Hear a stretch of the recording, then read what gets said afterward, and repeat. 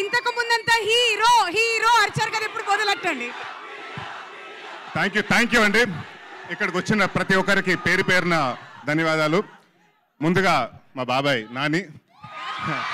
So తను ఎప్పుడు పిలిచినా తను థ్యాంక్ యూ బాబాయ్ ఫర్ కమింగ్. అండ్ అంటే తనకు థ్యాంక్ యూ చెప్పినా కూడా తను it's more like my family member. Thank you from Chilaka productions again.